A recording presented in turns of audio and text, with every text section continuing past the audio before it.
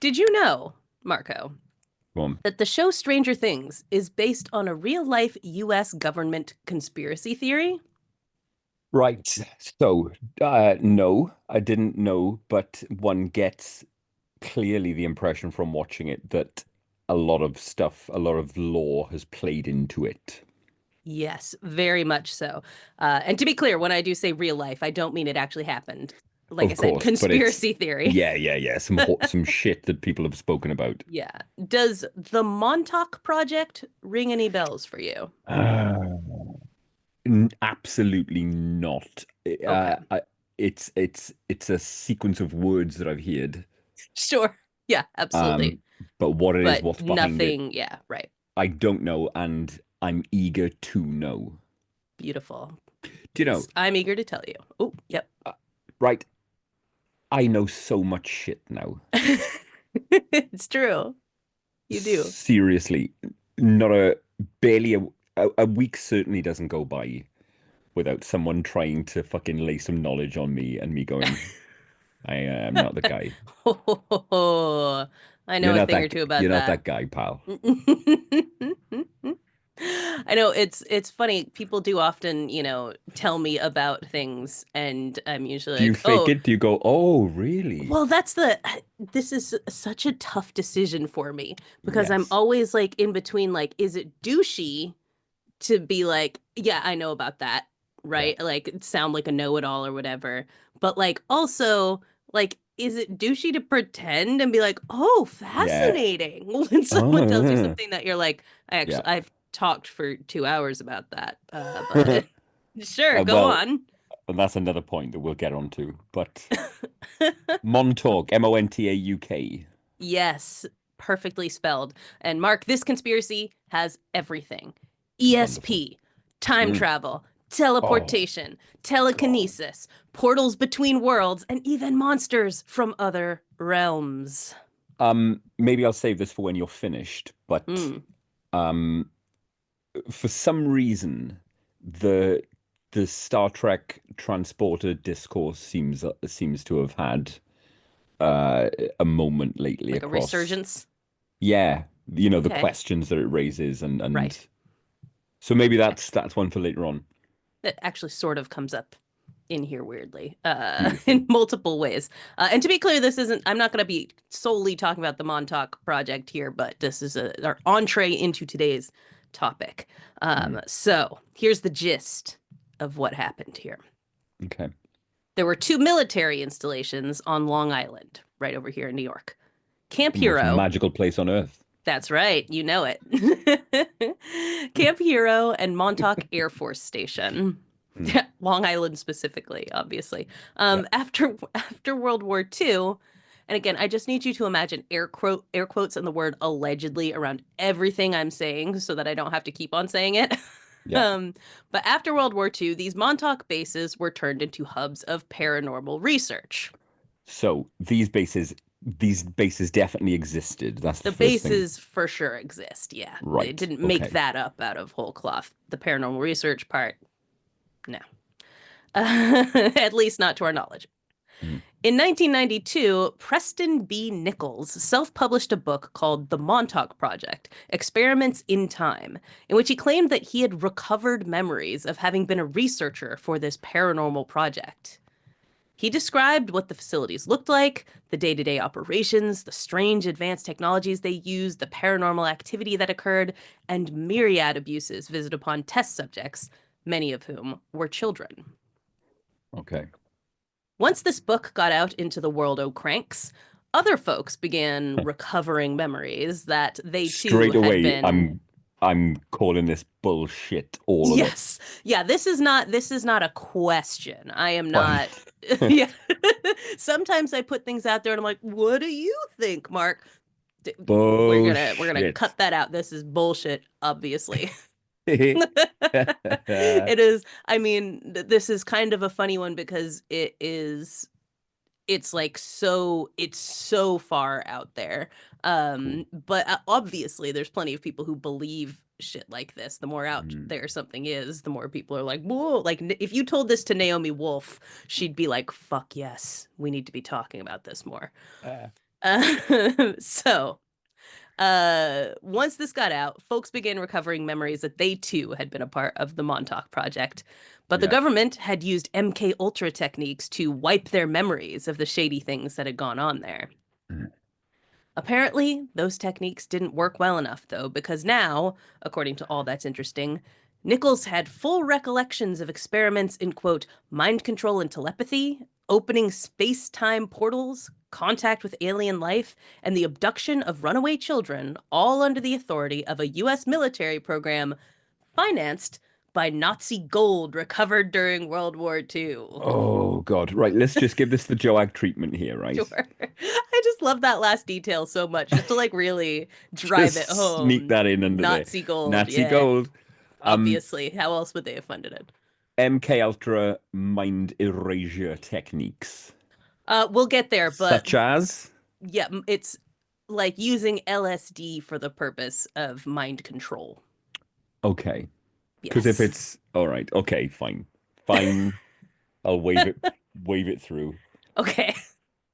You had like there were if this is one thing, then maybe we're on to something here, Well, or no, I mean mind control, all right, maybe. I mean if it's sure. mind erasure that you want, then it's Right. I mean, I'm pretty. sure that was amongst the things they thought that they could do. They, Xanax you is know, your fucking one there, surely. If you or want to the what's the forget.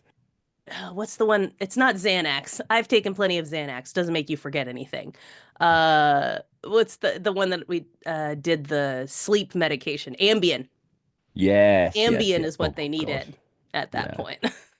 yeah, They want the forget me now juice. That's it. yeah. Um, but okay. So, all that stuff, recovered Nazi gold, yada yada. Nichols wrote of something he called the Montauk chair, which would use electromagnetism to sort of amp up the psychic powers of anyone sitting in it. While in the Montauk chair, some sort of hairy monster was provoked at one point that showed up on base and ate or smashed anything it could find. Hey, we've all I provoked the hairy monster in the Montauk mean, chair, haven't we, eh? relatable. I'm And doing it strange. right now. Oh, okay. Wait till after the cast, buddy.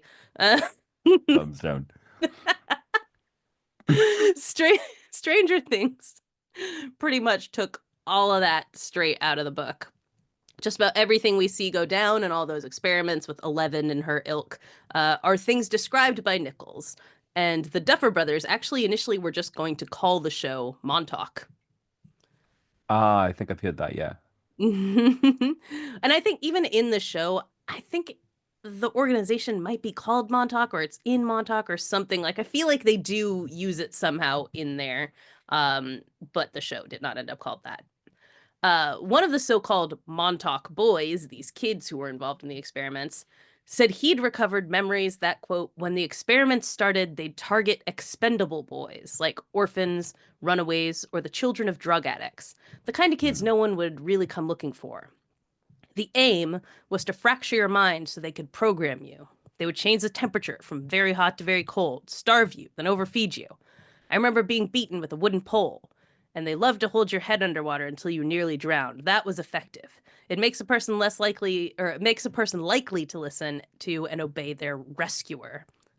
They also used LSD to put our brains into an altered state. He also claimed that the Montauk boys had been sent to Mars and to biblical times through the portals, which I'm sure would be two very different and jarring environments. And some boys never came back, he said. From Mars. Or the Bible, yeah.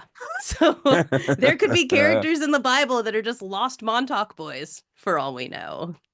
No way of knowing. Wow. Uh, They once gave me it's LSD and sent me to the Bible. And that's a bad trip, man. fuck That's a right. bad Or is trip. it or is it, you know? Yeah, I think it is. Mm. I think it is. Once its sinister experiments were done, the installations were abandoned and filled with concrete, the equipment all destroyed. This, however, is not the only time the US government has been accused of metaphysical meddling. In 1943, there was the so-called Philadelphia experiment. Have you ever heard of this Yeah. one? Yes, I have. I have. Okay. So again, conspiracy theory, not an actual thing that happened. So scare quotes around everything I say. 1943. The US military wants to become undetectable to Nazi radar, and they think they can do that using electromagnetic fields. The Yep. magic the magic Yeah. trick to everything. Yeah. So they tested this out on the USS Eldridge, a naval ship stationed in Philadelphia.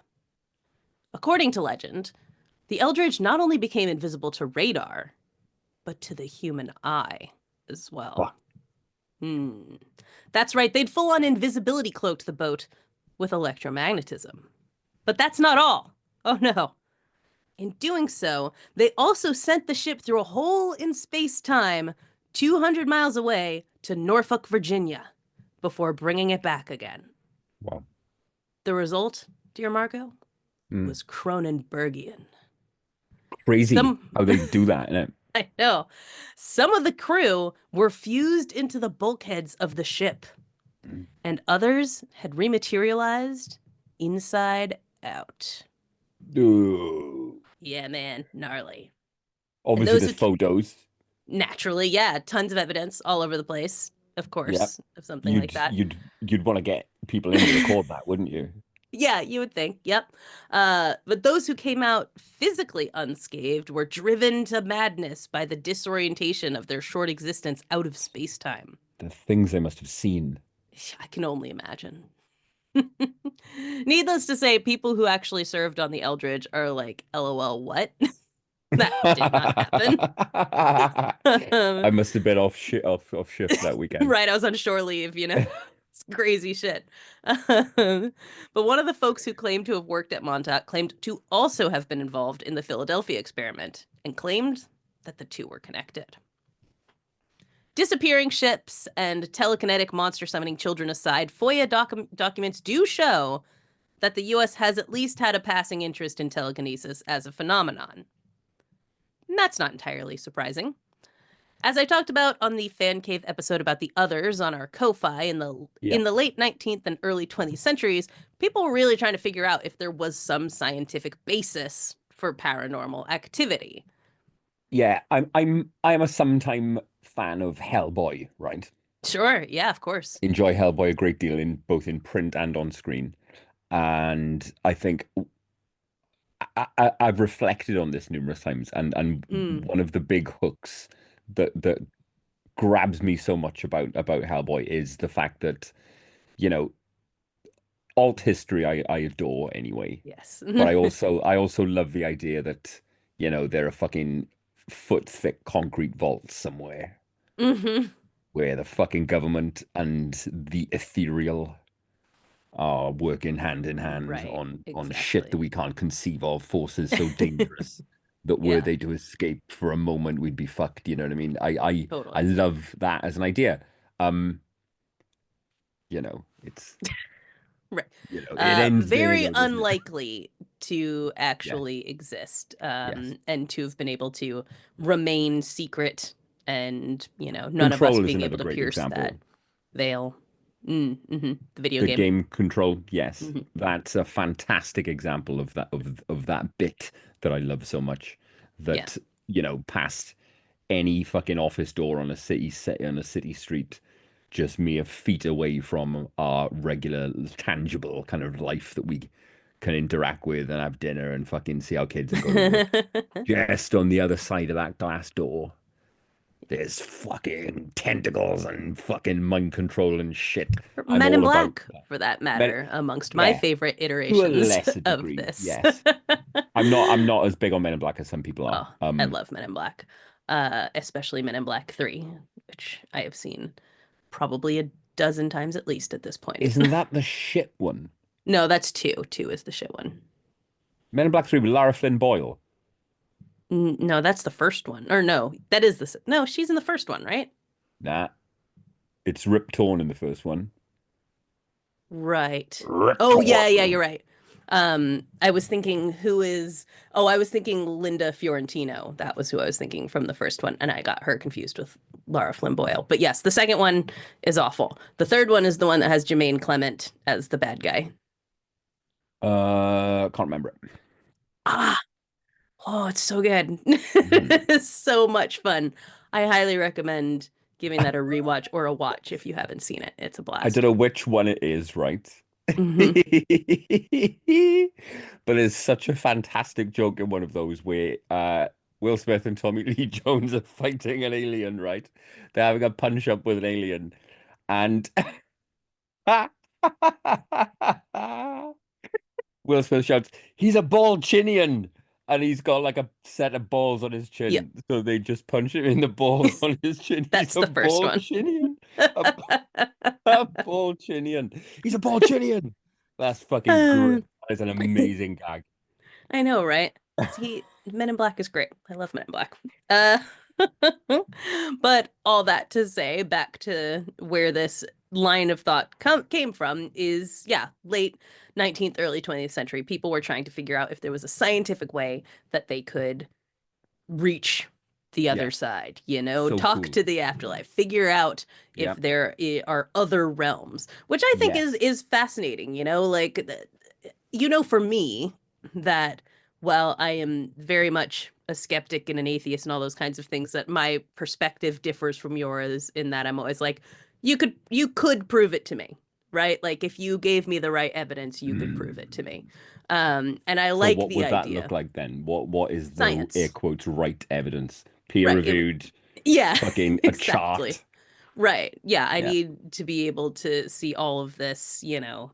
Yeah. It needs to be duplicable. People need Yes. to be able Yes. to, Yes. you know, scientists all over the world need to be able to repeat those experiments and Yeah. get the same result, you know? Yeah. In which case, then sure, like I wouldn't shut myself off to something because I just simply don't believe See, in I it, would right? believe that too, however, Okay, sure. right? Hmm. I'm not, if all of those things were in place and minds that I trusted, like Brian Cox, for example, Hmm. he would Right, probably Brian be the Cox. litmus test for me. If Brian Cox, Oh, interesting. not from Succession, No, I know who Brian Cox I is. just feel I had to qualify that. Not fucking, what was his name? Brian Cox from Succession came out. Not Logan Roy. If Logan Roy were to go on telly and tell me that there was Hey, I Cthulhu, might I'd buy be it. like, "Mm." No, yeah. For some reason, Brian Cox is my arbiter of the rational. Feels that Um, feels fair. if he were to appear on TV and tell me that, yeah, this Yeah. is the one Show to you the all of US. the evidence that people had Yeah, exactly. amassed on Exactly. this. I would believe it. I wouldn't be, a flat earther about it. I wouldn't be like, Right, yeah, well, yeah. no, I'd Exactly. I'd I guess I'd be more, happy to be. yeah, the difference is that, you know, I am less likely to be shut off immediately. I think maybe and maybe that's just like ultimately kind of a semantic difference or things like that, that Yeah. I just always refuse to be certain about anything. Where you're more certain, but if that, you know, Yeah. came across, it would be the same thing. So it's this a different road to the same place. Beautifully put. Yes. And so I love this idea that, like, at that point, you know, we've got science kind of having this revolution that's going on at the time, and people going like, okay, can we use these things to try to like actually validate the Isn't things that that we think about delicious the though? world? Right. Isn't isn't that kind of indicative of a time Mm. where anything was really up for grabs? Right. Like we didn't know shit. We didn't Exactly. know anything about anything. It was like, Yeah. fucking try it. Fuck Let's it. see. Why not? Yeah. I think that is Exactly. delicious. Yeah, very much. There's just so much possibility in that and so much that's interesting about it. A lot that's terrifying about that too. I mean, we're talking about a time when people are like just figured out germs and shit like Yeah, that, yeah, you know. People are still dying from all kinds of things. Medicine is just burgeoning as like yeah. an actual thing. So it's a scary time to be alive. If germs had been discovered now, you'd get no end of cunts queuing up to Oh, go on Joe yeah, Rogan. You know what I mean? right. If germs are being discovered now, good fucking luck. Come on. Just there's one of these days someone out there is going to get a hold of germ theory as their next target, and just like that's going to blow up. Everyone all over TikTok or whatever replaces TikTok is going to be like, oh yeah, there's no such thing as germs actually. So What you should was just mm. I mean, I have my own feelings on this. I think everyone will have, but I wonder what was the tipping point of kind of Mm. cramplification, if you will. Amplification. When did it become We should mark legitimate? down that thought because I think that would be interesting to talk through Mm, because we've sort of looked at the edges of it in various things, whether on here, on the fan yeah. cave, things like that, sort of the lineage of crankdom over the past, Mm. 50 years or Yeah, so. let's revisit that because Yeah, it it would is be an interesting to interesting me. thing to actually sort of look at the trajectory I've got a of, very clear memory of a new I think it might even have been fucking Question Time, right, on the BBC. For those of an American kind of persuasion, Question Time is a weekly live panel news discussion show on the BBC where members of the public are invited into a fucking, a college auditorium or a fucking sports hall or whatever, provincial towns across the UK. And politicians and influencers and media figures, five, I believe, on a panel, and they field questions from the audience, right? And a couple of years back, they had the fucking most egregious crank on there. It was a flat earther or someone similar on fucking Question Time, for fuck's sake. like you just No, don't need to give that any sort of credibility. no. Yeah, it's like these people have obviously always existed. Uh, Mm. Well, it's you how know my you thoughts get on that. religion and things like that. But yeah, it'd be Yes. an interesting way to look at like that cross section of broadcast media and the rise of Mm. people falling into crankdom. But so 19th, 20th centuries. People didn't believe it, didn't just believe in it. They thought that with the right technology and scientific rigor, they would be able to prove the paranormal once and for all. And obviously that didn't really work. There ended up being, a lot of disappointment amongst the people who were a part of that movement. There was a lot of hoaxes and things of that nature. And so that fad died out for the most part, but that didn't mean that people gave up on the notion entirely that there could be a paranormal realm and that we as Yeah. humans might be able to not only just tap into it, but utilize powers from it. Yeah. Uh, Go ahead. right. I'm certain I will have kind of talked about this briefly on the cast before, right? But there is a part of me that yearns to have a run at DMT. I would fucking love to have a go at Mark, DMT. you are forever unpredictable. I never know where a sentence is going. Yeah. Well, because of the various kind of reports, there have been. I was in bed reading an hour of a fucking scientific paper on the study of DMT experiences in a Mm, control group, right? okay.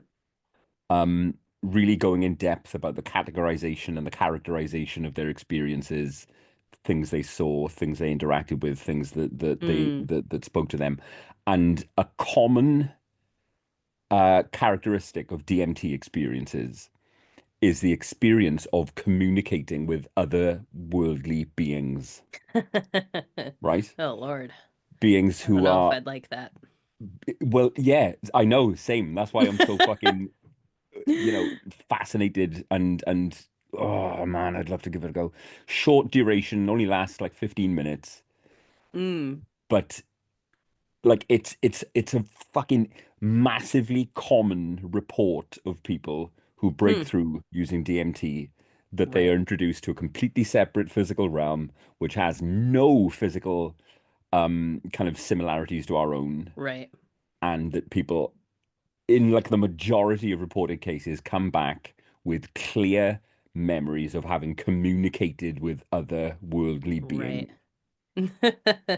Yeah, I remember seeing a lot about that when we were researching psychedelics, Yep. and people kind of reporting very similar Yep. sorts of things to each other that like, yeah, like are they Yeah. tapping into another like Yeah. actual Yeah. realm? Like Yeah. Yeah. is Yeah. Yeah. there Yeah. something there or is Yeah. it just it's just the effects of this thing. Well, it is. It's Obviously, yes, I know but it's the effects of these things, but like so many I people think say that they've fucking talked. right. I think that the thing that I brought up the last time that you talked about this is the thing that I always find really fascinating, and the idea of John Keel had about like the super spectrum and the idea that there Mhm. is like literally just like the thinnest of veils between us and this like thing that it's walking amongst us, all these different Yeah, sorts of stuff like that, yep, and we simply can't perceive it. But there are some people who, yeah, are more sensitive to that, like anyone would be more sensitive to light or sound or things like that. And some people can peer into the super spectrum. And obviously that's not real, but it's convincing, when you think about dolphins don't that know stuff. about Disney World, do they? Dolphins don't know about Disney World. And it's right Like, there next it's to them. right next to them. Exactly. So, maybe there is this super spectrum that DMT actually lets us pierce. I don't know. Fucking hell. I don't know. So in the 1930s and 40s, Stupid fucking good choices. proud of you. Yeah, In the 1930s and whatever. 40s, Duke researcher J.B. Rhine began researching whether it was possible for people to affect the outcome of random events with their minds. And he was convinced that his research showed telekinesis to be real. Unfortunately for Rhine, no one else managed to duplicate his results. Ah, But further, during the Cold War, the Russians were said to have been amassing an army of psychic spies, as Live Science put it. And the last thing we were going to do was be behind Russia in something, so of course we had to have our own military program, which we called Stargate, to make sure that if psychic abilities were a thing, we'd have them they bigger and call it better than Mother Stargate. Russia. It was called Stargate. Fuck's sake, Yes. boys. Use a little bit of lateral uh... thinking in your code names. So the CIA got very into studying what they could do with the human mind. After all, if humans are capable of things like ESP and telekinesis, you've Yeah. basically got human drones on your hands. Yep. You've got people who can learn state secrets from our enemies just by peering straight into their heads. Oh, You can dismantle an enemy bomb or direct their trajectory of our own through the power of someone's thoughts. yeah. And we don't have to put our troops in harm's way or lose our expensive equipment in the process. You're just remotely having someone do this shit. Scanners, mate. Yeah, right, exactly. That's what you're talking about scanners. hmm I mean, Literally scanners, the plot of scanners. again, like stuff like that is obviously taken from real things that Yeah, people have yeah, found yeah, out that the yeah, yeah, government yeah. was doing. I'm Yeah, sure if you asked old Crohn's, he would say this yeah. was based in some way on Stargate. Um, and we're all obviously, as you said before, at least passingly familiar with MK Ultra, the experiments in which volunteers and some unknowing saps were dosed with LSD to see if it could be used for mind control, brainwashing, and psychological torture. And in retrospect, it all sounds very silly. While a bad trip can be psychological torture and the loopy way users act might make them seem like they're under mind control, um, that's not actually how LSD works. But you No. can see why they'd want to test the limits of that, right? Again, it's science. You gotta see what it does, right? Yep. But here's a genuinely stupid example of CIA telekinesis research. Uri Geller. You heard of him? Fuck off if I heard of him. I don't know that a lot of people now would, so I am going to describe him, but you do know old Yuri, yes? Oh, listen, I'll take a run at this, right? Uri Geller, so in the 80s, early to mid 80s and into the 90s, and he's even, if he's still alive, He is. he's like Mr. Blobby in the He's a big UK. Trump guy now, by the way. Oh, well, imagine my shock. Um, Mhm. Uri Geller, you can talk about him maybe in the same breath as David Icke. Oh, Um, right, yes, you sure. know, he was initially like a light entertainment figure who would perform these prestidigitation tricks, which he claimed were focusing energy, mind energy, which would typically just revolve around making a spoon bend, you know, Right. which has We'll get been, there for sure. yeah, debunked and fucking Mhm. exposed time and time and time again. But since then, he would pop up whenever like the England fucking football team reached the finals of a competition, and he would appeal to the public to focus at the Oh my kickoff, gosh. and we can influence the outcome. I believe he was Mm, a sometime friend of Michael Jackson. that's unsurprising. Yeah, It's the kind of kook that that Michael Jackson would hang out yeah, with. but it doesn't surprise me at all to hear that he's MAGA His name because comes up. Oh, that he's back. Yeah. uh yeah, sinister kind of undertones to what he ended up becoming. Right. Far from the kind of chat show light entertainment circuit that he was on. Um,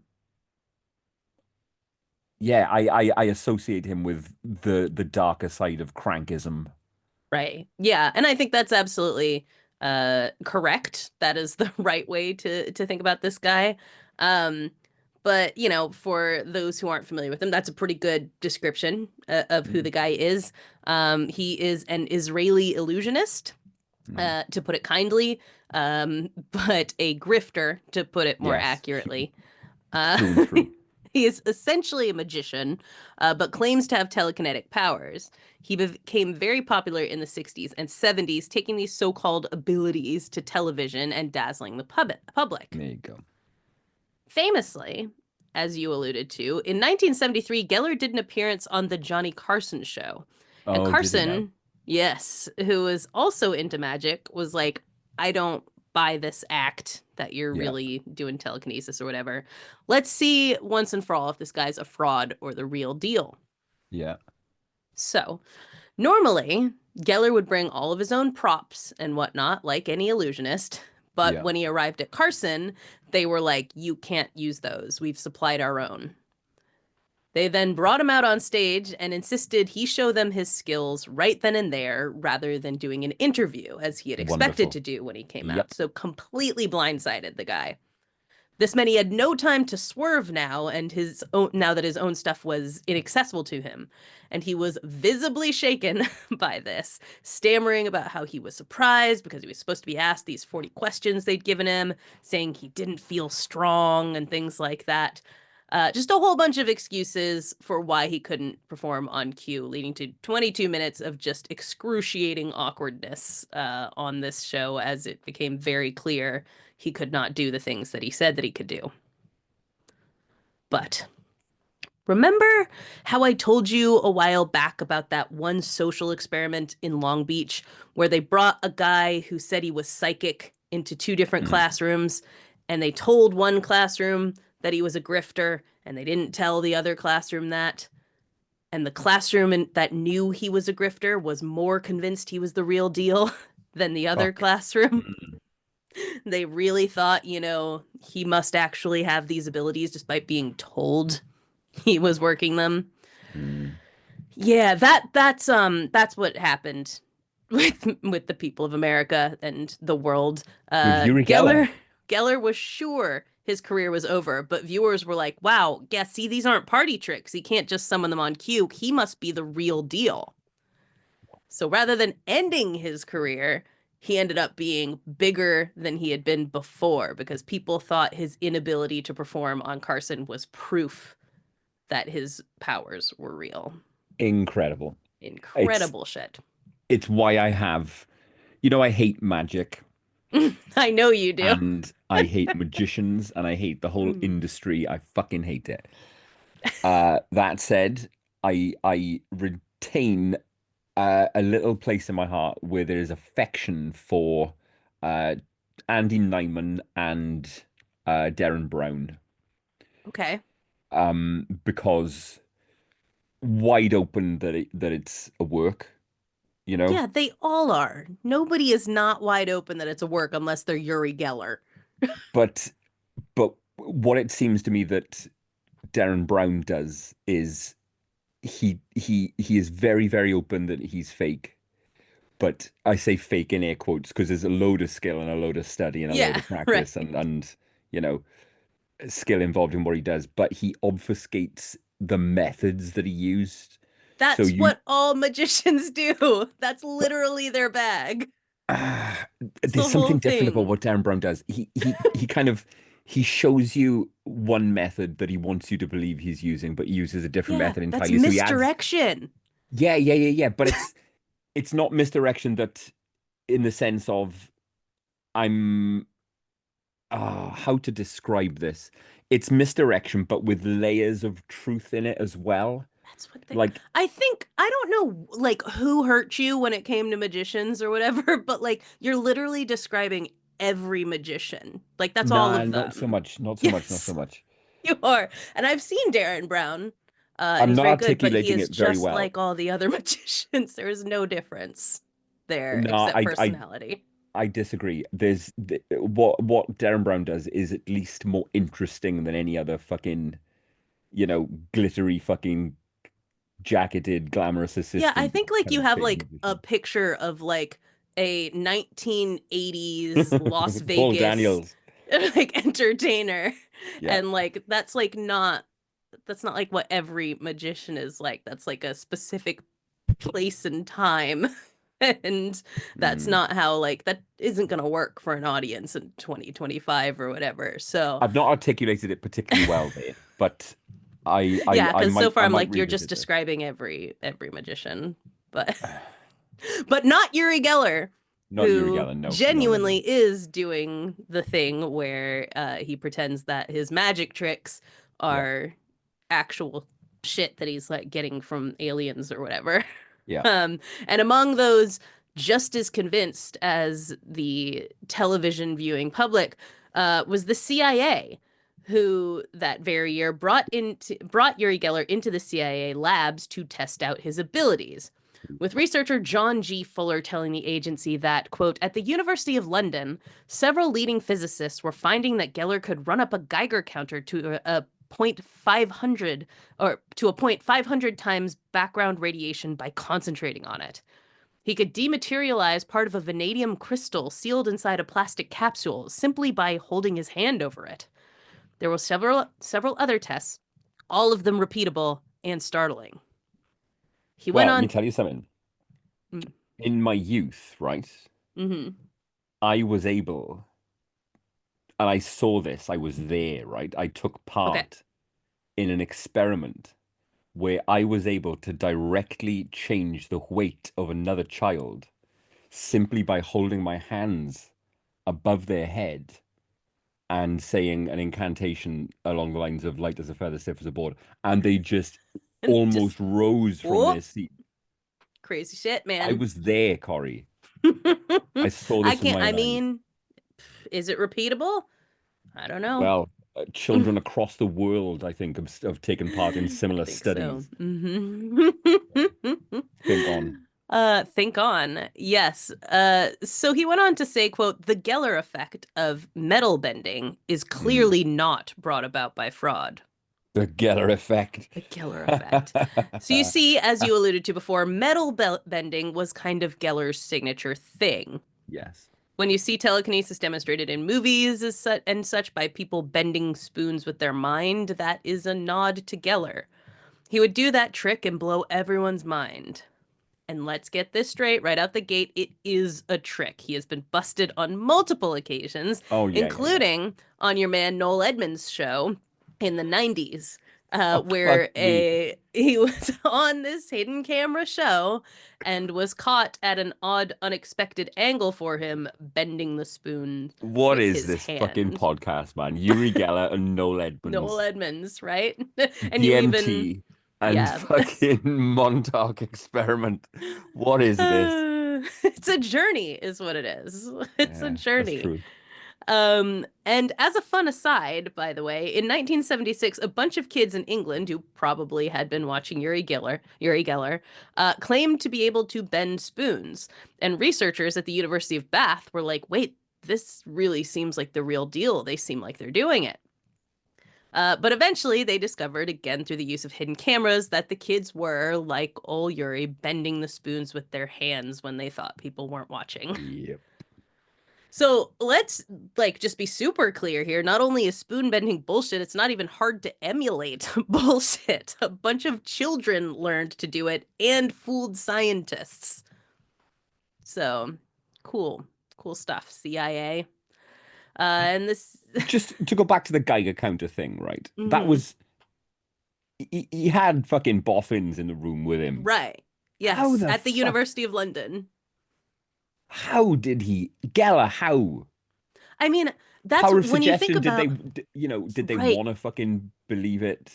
because like maybe that's like David Blaine type shit, right? Like David Blaine, Yes. when he does things Yes. like that, you're like genuinely like, I don't Who I hate, by understand. the way. I'm not surprised. And I don't think he's a good guy, but I love David Blaine. I love watching his stuff. His Hot Ones is one of my favorites of all the people who've been on Hot Ones. Um, and I like that it's like genuinely, I'm like, what? How? What is he doing? How's he doing this? Because whatever the stuff he's doing is, it's so far beyond just like sleight of hand and things like that. Um, Eileen wouldn't have fucking had any truck with that shit, let me tell you, if she'd been there. Yeah, if she'd been in the room, she would have put an She would have end to scotched the this fuck out of that. nonsense. Yeah. Yes. But there's certainly, I think, like someone who's it's got to be a degree of skill in like human psychology and Yep. manipulation on top of Yep. it, right? Like it can't just be being good with your hands and stuff like that, but really understanding how you can trick another person Yes. into thinking they saw something they didn't see.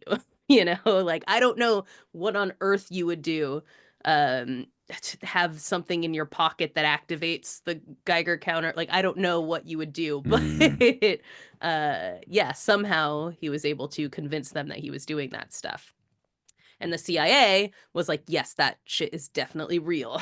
So they brought him to the Stanford Research Institute in 1973. There, he was, quote, locked in a shielded room and asked to recreate a target picture drawn by an experimenter down the hall. So the standard, like, thing where someone draws a picture in one room, you're sitting in Yep. the other room, and you try to draw the same thing that they did. Kind of like the Ghostbusters Exactly. Yeah. experiment. Remote viewing, I think it's Exactly. called. Remote Yes. viewing, that's exactly what it's called. Yeah. Mm. And he didn't get them all right, but apparently he got enough of them right that they were like, wow, this guy really is a psychic. The CIA's report on the experiment said that, quote, he has demonstrated his paranormal perceptual ability in a convincing and unambiguous manner. And listen, I went Uri through Geller. Uri Geller. And this was after Yes. Carson. This is before Carson, but the same year. Okay. And I will get to that in a second because it's just further embarrassment. Um, I went through this on this week's Fan Cave about 10 Cloverfield Lane, but it just needs to be said that the CIA is very stupid. And Okay. it's not just that they were tricked, but how easily they were tricked. For Because example, what? as a kid, right, I remember vividly watching Uri Geller on like Parkinson, Mm-hmm. um, and watching him do his fucking shtick with a fork. Right. And as I can't have been any older than like 8, 9, thinking, fuck off. Yeah. Yeah. I mean, it's clearly, and that's the thing is, see, again, I feel like now we're getting to the root of your hatred of magicians. It's early exposure to Maybe. people like this, Yeah. because yeah, that's like, that's taking us as idiots, you Mm, that's know? what it is. Playing me for a Like, fucking rube. right, where, I think a good illusionist, like that's the point, is their skill in Yeah. being able to mess with your mind, not that you think that they're actually doing the thing, Yes. right? Like that's the fun of it, is being like, oh, we're in on this together, but I don't know what you're doing. But yeah, so in this case, like one of the pictures was a camel. And Geller passed on drawing that one, but he said that his first guess was going to be a horse. And they were like, horse, camel, same, same. Yeah, definitely got that. One picture was a flying seagull. Geller drew a bunch of birds and said that he saw a flying swan. They were like, yep, definitely. He for sure got that. If they're showing you a bunch of animals, chances Yeah. are you're going to get close just guessing. On some of these, you're just going to like draw the thing and it's going to be like, oh, yeah, yeah, that's Mm. pretty similar to what we were going for. So it's not like he was sitting there drawing the exact same thing that they had in the other room. He was just kind of like getting in the vicinity, and they were Yeah, and taking that as what's the close threshold for enough. success? If you'd drawn a Right. sheep, four legs, Right. four-legged, Yeah. Exactly. hoofed Drawn my animal. weird cow from a couple Yeah, months yeah, ago. yeah, yeah, Would yeah, that yeah. count as a camel? Like, Mm. I don't know. So they took his flock and swan identification as a slam dunk, and we're like, yes, this guy definitely psychic. And according to CTV, when the CIA honchos finally realized they'd been had, it wasn't because they'd debunked it in their labs, but because of Johnny Carson and other news media investigations into his chicanery. It's so dumb. They figured out he was lying from TV, Yeah, our intelligence agency, not yeah. their own investigation. That's embarrassing. Very cool. Discovering they'd been duped didn't take them fully out of the paranormal game, though. In a report you can actually see on the website, on the CIA website, and that will obviously be linked below in the description. As the result of the Freedom of Information Act, you can see that in 1980 they were looking at the possibility of what they called remote perturbation, which sounds like jacking off to porn, but is not. But using your mind. Using your mind, right? This included seeing into the future, Which is the spying first thing I would using do if I was a Jedi. what like most people would do, I think, Force realistically. wank. Yeah, I think that's There we go. yeah. This included seeing into the future, spying using ESP, and using telekinesis to fuck with enemy weapons. The beginning of the document, part of the Stargate experiments, of which the Geller experiment was also part, reads, quote, there have been many reported accounts of phenomena variously known as telekinesis, psychokinesis, teleportation, etc. Most of these accounts are clearly derived from carefully staged tricks, which are revealed whenever they are studied under controlled and well-recorded conditions. There are a few, however, which describe serious research by reputable investigators. Included among these are experiments in which the subject attempts to perturb by mental processes alone the outcome of an otherwise random event. So at the gate, basically, they're like, listen, I know we've been burned by this before, but I swear this time it's like real research, you guys. And continuing in that somewhat defensive mode, the writer says, quote, even if one were to assume that there were 10 unreported non-significant experiments for each reported significant one, the entire expanded database would still show significant effects with odds against chance of better than 2,000 to 1. Essentially, they're like, sure, there is a lot of evidence against this, but the fact that there's even some evidence for it makes it nigh irrefutable. Ultimately, the report concludes that there is enough evidence to indicate that it would be a good idea to research this further. It goes on to explain what the processes will be for that future testing, as well as some of those past experiments. And I'm not sure how much, if any, of that future testing was actually carried out. I couldn't find any other documentation on remote perturbation. So it may have ended there. They may have just decided not worth the money to I would look hope into so. this or what. Yeah, I have no idea. But according to a Baylor University study, 15% of Americans believe in telekinesis. And according to a separate study cited on Current study? current, yeah. Yeah. Separate study cited on Statista, some 40% believe in ESP. So, well, as far as we know, the government has finally given up on this whole paranormal research thing. For all we know, there could still be some CIA holdouts trying to aim one of Putin's own nukes at him with their minds. Awesome. I know, right? Yeah. Uh, Hey, hey, mm, hey. For all hey, we know, it may have already happened. yo. We just haven't been told about it. They wiped our minds with MK Ultra LSD. techniques, Yeah, yeah, yeah, yeah, yeah. In the and we don't water. even realize. Do your own research. That's all I'm saying. Good people Do on both your sides. own research. A lot to think Yep. about. A lot to think about. Real Very fun. concerning. A lot of fun. Take us in, Marko Lewis. Classic little opening there. I'll take it. I know I took us out of the dark this time. We were getting a little Yeah, dark yeah, the yeah. past couple weeks. I was like, hey, Uh, fucking ESP. hello, CoRri, my old friend. It's time to talk with you Hey, again. it's true. My mental health is somewhat flaky. Hmm. Uh, because the earth we're on is bakey. Oh, good one. Yeah. I like it. There is AI and war and crypto and billionaires. Gives me the scares.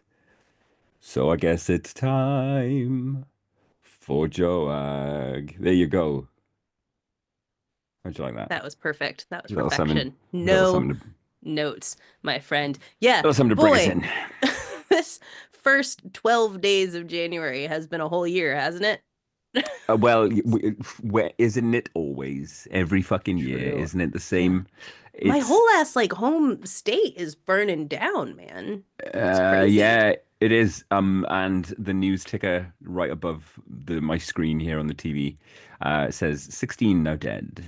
Oh, Jesus. And like they just keep being disabled people because everything is Yeah, I terrible. saw. Um, I saw the story that you posted, and yeah, and there's more of them than that. That's not even the only one. I genuinely could not give it space. I couldn't focus on it. I could not fucking focus on it. It was too much, too horrible. Yeah, I mean, it's bananas, obviously. Like, I've spent most of my adult life in Southern California, Mm, just outside of LA and Orange County. And so, I've had friends whose houses have burned down. mm, And, I've been kind of watching their stories as they talk about that and they're, dealing with that with their children who just want to go home but they can't and what do you do in that situation and lots of my other friends have evacuated and the ones who weren't like technically evacuated a lot of them just like left because the air quality was so bad and there's fire everywhere and you don't know when something is going to turn and mm. come towards you and it's always been a part of Southern California life. There's, I'm sure I've put stories up and stuff like that of waking up in the morning and there being the That is red or all right. So black that is sky. interesting to me. That's a fact, is it? It has always Fire been season? simply Yes. yes. Okay. Especially, yeah, and it's obviously gotten much worse in recent years. But one of the things, for those who aren't Southern Californians, so yes, there's a fire season. Um, it shouldn't have really started yet, but there is a fire season. Everything dries up. This year, it was exacerbated by the fact that there hasn't been measurable rainfall in 8 months, which is insane. The last rain Mm. was in May. They've had like sprinkles, but nothing you could measure. It's like less than a tenth of an inch has fallen in Oh eight my months. God. So super dry conditions. Um, and then on top of that, So we get these where does things. Californian water come from then? It's a really good question. Elsewhere, we have aqueducts all the way up and down the state to carry the water from Northern California and from other places I to see. get to Southern California because at the best of times, Southern California doesn't make a whole lot of it.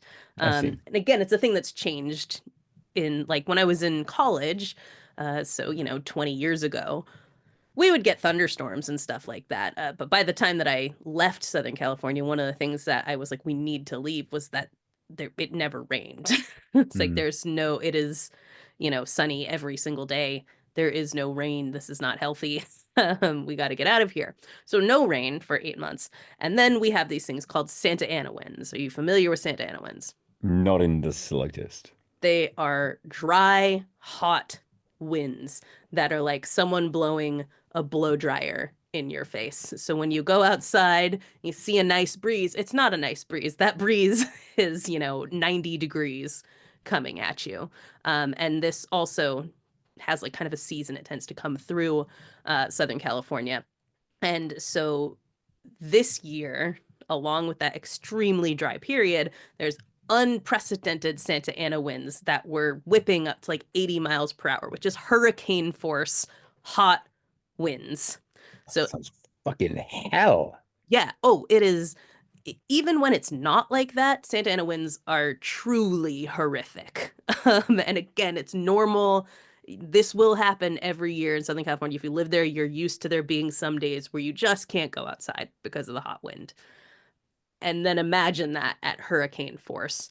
And so the speed with which these fires spread was just literally there's nothing anyone could have done about this. There's all these kinds of conspiracy theories about, the DEI fire department and, the turning off the water and all of these kinds of things. But the fact of the matter is that like the conditions were unprecedented.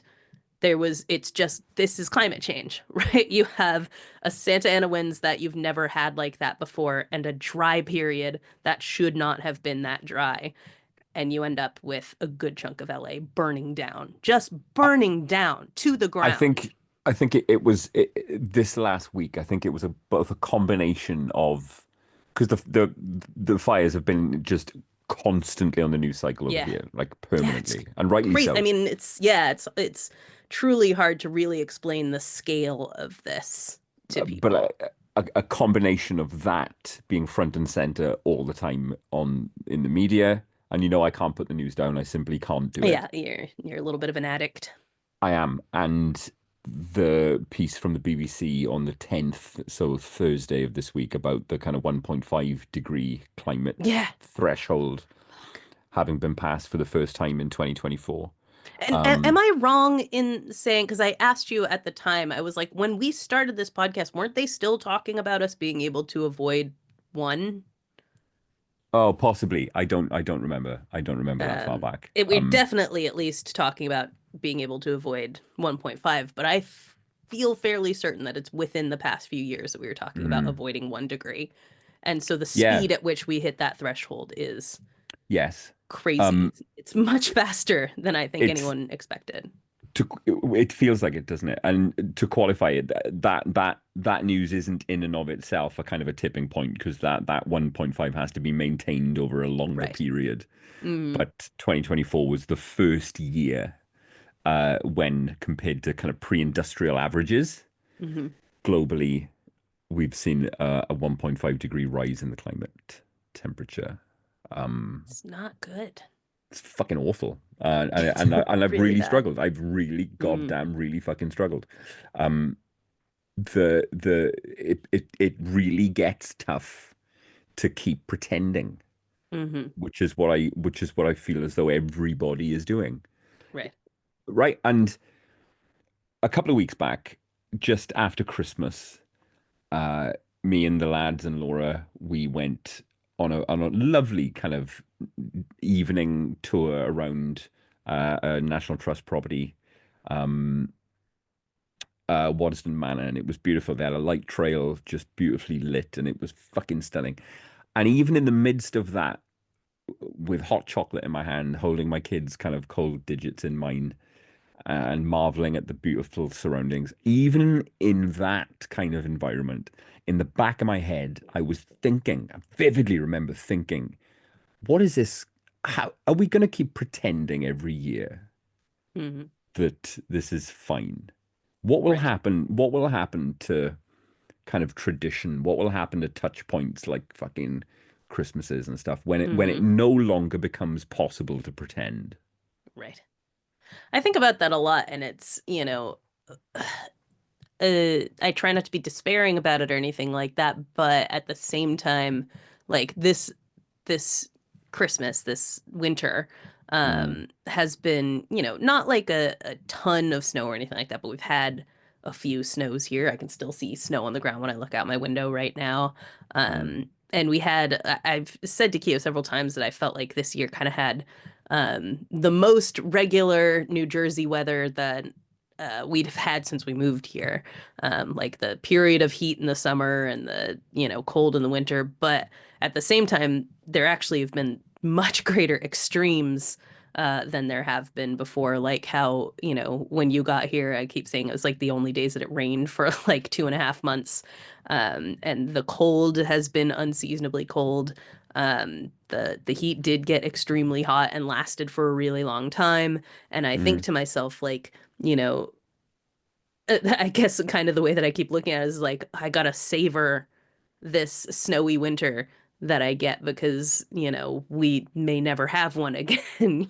Think like the things that I'm so used to, my markers of the passage of time, the things that, like you said, the traditions that we have and things like that. I keep mm. thinking like, is this the last time that I will get to enjoy that? because everything is changing so quickly, measurably, observably. How much longer do we get to have the things like this? Yes. Yes, yes, yes, yes. And, it will become more and more an act of willful self-deception Hmm. to be able to do stuff like that, to be Hmm. able to walk around a fucking National Trust property and to be able to shield my children from it and to be able to, Yeah, I you mean, know, I don't know I if, yeah, I don't know if I'd put it that way per se. Because, like I said, like the way I kind of look at it is like, if things are going to be terrible, you got to treasure what you have while you have it. Um, and I think it's natural to want to like shield your kids and things like that from the realities of Mhm. how terrible things are. Just like if you grew up poor and stuff like that, your parents would try to get you presents on Christmas and things like that anyway. Like Sure. it's human I'm nature to thinking try more through to, the lens of, let's say, a decade from now, right? right. If the trajectory that we are witnessing and sensing continues and even speeds up like we sense maybe it is, Yeah. and, climate migration becomes a thing, or more of a thing, Hmm. then economically, this stuff is going to be ridiculously kind of more costly than it is now. Oh, sure. And what will that do? What will that do to those annual kind of touch points that Right. we kind of frame our lives around? Yeah. How can we carry on? For how long can we carry on pretending? Right. And, I think I get what you're saying. I just think I don't know that self-deception is for at least not for everyone, right? Like I think there are plenty of people who are still pretending Yeah. this isn't happening. There was a comment, I thought this was crazy on one of the like, a post on Instagram about climate and, why this happened and climate scientists talking about how they'd warned of this and things like that. Um, and someone in the comments said something along the lines of like, and what's horrifying is that, scientists have been predicting this for like a century, and someone's response to that was like, and yet we're still here, hmm? It's Mm. like, yeah, no, right, but you are looking at the things that are happening, right? Like that's what they said was good. That's what they predicted. They said Yes. around now this would happen. Like they didn't say the world was going to spontaneously combust and everything would be gone by 1950. Like they said if we don't stop this trajectory by around this time, we're going to start seeing increase in climate disasters. So there's absolutely people who are just refusing to see what is in front of them and are just going to be, there's a ton of political cartoons about the frogs in the pot, right? Like people just Yes. sitting in the pot boiling, um, and being like, it's totally fine. I don't notice anything, right? Like this is natural. Yeah. But I do think, there is a degree to which part of the process of living through it and trying to change things also is taking in what is here and being able to observe the changes. Yeah. And you have to live life. Like what do you do just Oh, of every time you course. go outside be like, Of this is course. the end of the world? Or do you, try to give your kids a good But time in the end times? it's gonna get tougher and tougher to not do that. For Right. me personally, I mean, Hmm. you know, an angle that I keep trying to cling on to, and this is something I discussed with a good friend of mine, Camilla, over Instagrams, over posts, is that there is still a part of me that sees it from in a perverse kind of way as being quite a privileged time to live in, Mm. because only this very specific kind of cohort of people are going to be able to live through this and see it. It's quite an interesting thing to be able to fucking be alive for, Hmm. to witness Yeah. it, to bear Yeah. witness. I mean, it's a unfortunate thing to be alive for. Oh, It's an yeah, it's interesting, crushingly fucking yeah. awful, is what it is. It's one of those things where, when we talk about like social things that are going on right now and the ways in which our politics and stuff like that are turning fascist and going backwards in so many ways. Yep. A lot of people will point So many out, ways. um, it's been worse pretty much through all of history, which is true.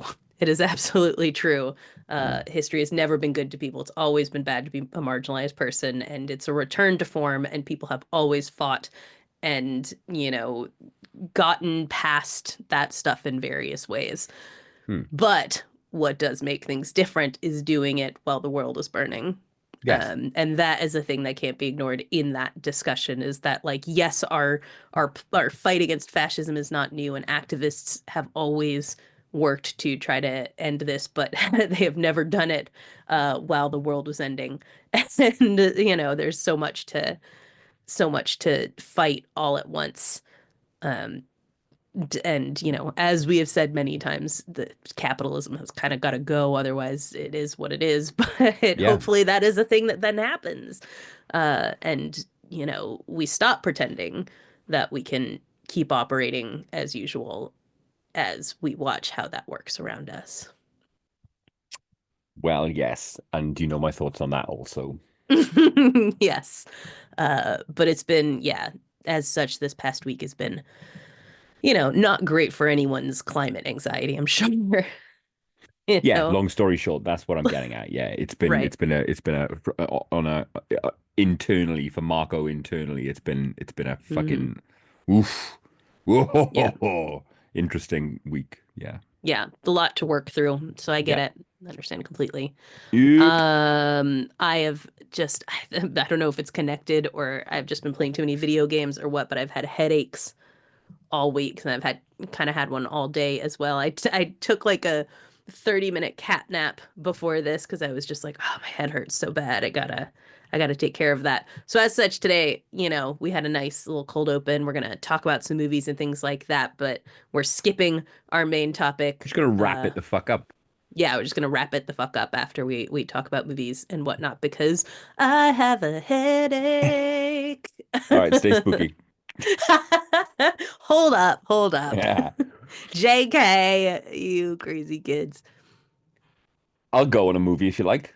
Well, hold on. One All thing we right. do want to tell everyone is mark your calendars because watch along February 1st. Yes. Yes, yes. I've got maybe a little theme that I'm thinking of. Yeah, he's Um, brewing up a theme. but if you've got nothing planned on the 1st of February, which is a Saturday, Yes. I would, we would be super grateful and super honored and super humble and proud to see that Discord Ooh. filling up with the fucking our besties, our You're global here. besties from around the world. And yeah, we haven't done one this year yet, so let's kick Yeah, back, gotta get into it. crack open a fucking non-alcoholic beverage of your choice, and enjoy a movie. So yes, you can do like oh fuck. I was about to say you can put invites on the Facebook group, can't you? But that's another fucking thing, isn't it? Yeah, that's a whole other can of worms that, we'll be thinking on uh, for a while. That But noise, perfect. that's all I got is a fucking hell. Good grief. But for now we're still using Yeah, the group. We're still doing whatever as fascism encloses upon that as well. But February yeah. First 1st, of Feb, watch along. A lot of we're fun. gonna do a watch along. Also, book club this week. Hey, if your New Year's resolution was to read more, read with us. Yep. The 18th, we're gonna be getting together. Can't remember what the book is called. It has something to do with magic, Mr. Magic. I don't know, something like Ooh. that. I've been assured that it is a very quick read, under 300 pages. I always read the book like the day of book club, which gives Kristen panic. But she read the book and she was like, you could absolutely do this in a day. It's no problem. Check jackofallgraves.com/book club for the actual title of the book. The link to buy it from Gibson's, it usually comes pretty quickly. You get it from your library, whatever the case may be. And join us. Let's read more together this year. I'm currently reading, on top of that, the book that you recommended, Mm. Tananarive Dew's The Reformatory. Yes, finished Um, it this morning, in fact. And yes. fuck me, man. you know, like I said on Blue Sky, in 46 years on Earth, I can't remember enjoying a novel as much as this one. I love that Fuck. someone responded like it's the best novel I've ever read. Yeah, yeah, yeah, yeah. Someone Yeah. else posted about it the other day, It's and simply a fantastic, fantastic bit of work. yeah, I read the last kind of 30 pages through a mist of tears, mm, but good tears, man. love that, No, just uplifted to tears by this fucking book. love that. It's incredible. A real, real, real great piece of work. And if you've got a gap in your life for a real meaty fucking edible piece of horror and history, Yeah, yeah, Um, absolutely. yeah, I cannot recommend it highly enough. Really, really stunning. Yeah, the Reformatory. I'm about a third of the way through it, And you know and what? Let's fucking mm, hear it for bookshops because I went into the bookshop knowing I wanted to buy a book, I wanted to buy a horror novel, and the only reason I picked the Reformatory was because it had one of those little staff the review little cards yeah, I love on the those. shelf. Hmm. And that was the only reason I picked it. It caught my eye. I'd never heard of it before, never heard of Yeah, Tananarive Dew before. And it was, a little handwritten recommendation card from the staff I at love that so Blackwell's much. in Oxford. Oh, that's beautiful. Yep, Yeah, for bookshops. yep, yep, yep, yep. Super into it. So join us for book club. Read that totally separately, but worth your time nonetheless. I've just been listening to it and playing Astrobot, and it helps me to not throw my controller while playing all of the one shot The levels. There's a final level called the Grandmaster Challenge on Astrobot, right? Uh-huh. And I don't think I can King of Games my way through it. It's fucking It's lethal. crazy. This game, Ooh. probably a lot of you are playing it. If not, if you've got a PlayStation, you gotta get Astrobot. But I went through this whole game like, oh, this is so fun. This is so fun. I'm having the time of my life. And Until then it's not. Until it gets it turns real. on you. It Yeah, betrays you. it And does, it like you does. said, the thing about this game is that whenever you mess up, it's your own fault. Yep. But that is infuriating Oh, with completely. these levels because there's these levels that you have to do towards the end. You have to get through them in one go. You can't die. You don't respawn. You start from the beginning on them. Yep. One hit And kill. honestly, one of the things about that is like you start to get lazy, you start to get cocky, or you start to get frustrated, and you get worse after Of a while. course. Like there comes a Of point course. where like you've played a level enough times that you're like, I have to exit out because now I'm just dying the second I step off the platform Yeah. and I need to go do something else for a little bit. But it's also extremely satisfying when you finally win one. There's no Um, feeling like it. There's no yeah, feeling like so you through really earn sheer it. force of will and Yeah. commitment and muscle memory and denying your Hmm. emotions, besting a level like that is fucking unreal. But Yeah. this last one, the Grandmaster Challenge, I think it might have beaten me. I'm How long three have you been bots. working on it? Oh, I dip in and Uh, it humbles me and then I respectfully leave. Again, I'm on a journey and controllers are expensive. mm. So I know Yeah. when I can see the red flags now. You've grown. I'm proud of you. Yeah, baby. Well, then tell me about the movie that you wanted to talk about there. All right, so see if you can come with me on my thought process here, right? See if you can Okay. follow on this psychological kind of uh how the dominoes fell. So Love to. here in the UK, oh, it's been cold as fuck, and it is cold as fuck right now. It's freezing, and there's been this weekend a lot of mist, Oh, yeah. right? Mm. So what I did was I watched The Hmm. Mist. It's a tough line of thought to follow, but I think Tell I'm me with if you want you. me to slow down. No, I think I'm following. Yeah. There you go. Because I saw a lot of mist around me, I watched The Mist and delighted that I did. Great movie. Uh, Tell you something about The Mist, right? mm. For those who haven't seen it, it's an adaptation of King air quotes short story, a novella. Should we call it a novella? Yeah, novella. Yeah, There you that's go. more apt. Government fuckery, military fuckery, results in a mist covering one of the suburbs of Castle Rock, and there's Gribblies, and all of the townsfolk are trapped in a supermarket. And much like The Dark Half, it's a slavish adaptation of the book. Mm-hmm. It's the book on screen. Thomas Jane doing that character he does, Yeah. likable, Yeah, tough that guy, one every guy. man. That guy, you know him, you like him. I He's a just nice want my guy. kids back. That's it. That's him. That's him. That's him. Um, Famed for its fantastic downer ending. Yes. Now, 4.5 stars for The Mist because I love it, right? It's got a lot going for it. It's Your got four and a great. half stars for The Mist is my 5 stars for Ghost Ship. Fine. Yeah, I buy that. Yeah, that makes sense. It's got the Gribblies. It's got Kingisms. Hmm. It's great, great, great, great movie. But it what gives it that extra half a star between 4 and 5 is that it taps into something Mm, for me, right? okay. It taps into truth. Let me ask you this. What do I think it's true that all people, all humans really are seeking the same thing, aren't they, really? Right? In like a Maslow's hierarchy of needs way, or Kinda.